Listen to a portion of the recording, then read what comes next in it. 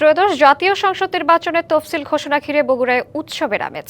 নির্বাচনী পরিকল্পনা সাজাচ্ছে রাজনৈতিক দলগুলো।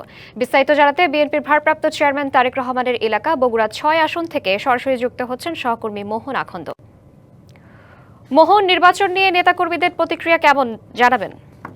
শ্রাবন্তী, আপনি জানেন যে বগুড়া সদর ৬ আসনে প্রার্থী হয়েছেন বিএনপির ভারপ্রাপ্ত চেয়ারম্যান জনাব তারেক রহমান।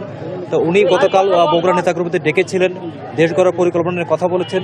সেই সব বিষয় অবহিত করার জন্য এখানে উপস্থিত হয়েছেন বগুড়া সদর উপজেলা বিএনপির সভাপতি জনাব মাকতুম আহমেদ খান রুহুল। আমরা তার কাছে শুনবো তাদের পরিকল্পনা।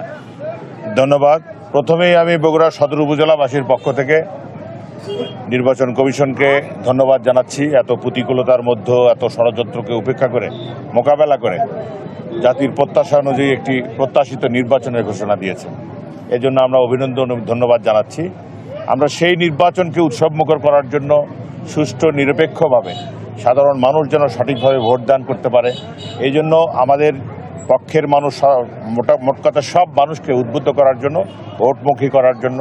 নতুন এবং ফিরে আসা গ্রাহকদের জন্য নগদে চলছে ক্যাশব্যাক সহ প্রতিদিন হাজারো উপহার জেতার সুযোগ। হবে আশা আর ফেরা, সারপ্রাইজ সেরা। আমরা আজকে এই নির্বাচন পরবর্তী প্রথমে এই সাবগ্রাম ইউনিয়নে আমরা এসেছি।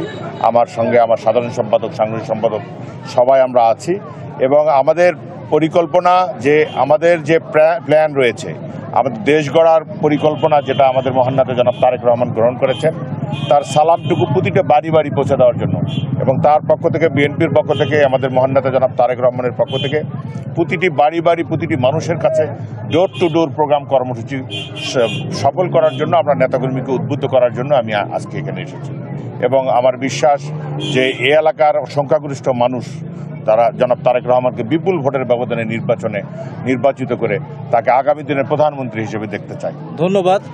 শ্রাবন্তী, আপনি শুনছিলেন যে বগুড়া সদর ৬ আসনে এখানে বিএনপি নেতাকর্মীরা তাদের প্রার্থী বিএনপির ভারপ্রাপ্ত চেয়ারম্যান জনাব তারেক রহমানকে সর্বোচ্চ ভোটে বিজয়ী করার লক্ষ্য নিয়ে ঘরে ঘরে যাচ্ছেন।